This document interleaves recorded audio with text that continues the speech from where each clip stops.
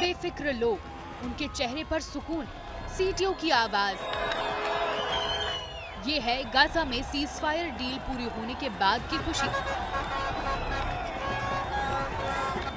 Deal तो पूरी हो गई, लेकिन उसके लागू होने से पहले इजराइल ने फिर गाजा में बम बरसाए, फिर 32 लोगों की जान चली गई।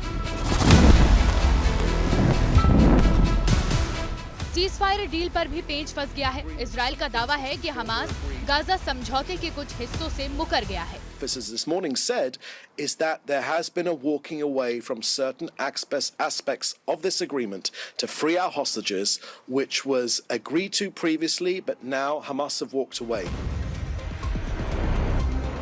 अब शर्त रखी गई है कि जब तक डील की मध्यस्थता कराने वाले देश ये नहीं बताते कि हमास ने डील पूरी तरह से स्वीकार कर ली है, तब तक इजराइल की कैबिनेट समझौते को मंजूरी नहीं देगी। इस डील में अमेरिका, कतर और मिस्र मध्यस्थ हैं। इजराइल इन्हीं तीनों से कह रहा है कि पहले वो भरोसा दे कि हमास डील के सभी पॉइंट्स मानेगा।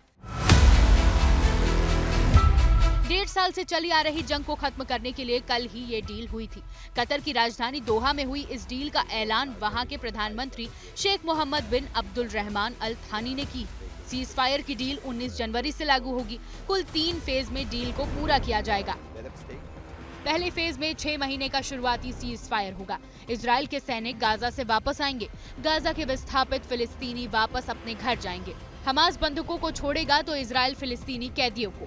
दूसरे फेज में फिर एक बार दोनों पक्ष बैठेंगे और बचे हुए बंधकों और कैदियों की रिहाई पर बातचीत होगी। इसके बाद आखिरी फेज में गाजा को फिर से बसाने का काम होगा। नई बिल्डिंग, नई सड़क सब बनेंगे। लेकिन ये सारे फेज तभी पूरे होंगे जब दोनों पक्ष सीज फायर के नियमों को मानेंगे। लेकिन यहाँ तो डील शुरू होने से पहले ही दोनों देश बात बिगाड़ रहे हैं।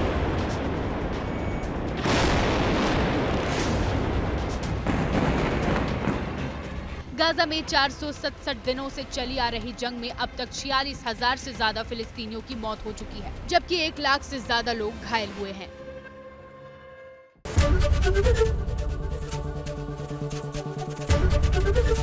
एबीपी गंगा, खबर आपकी, जुबान आपकी।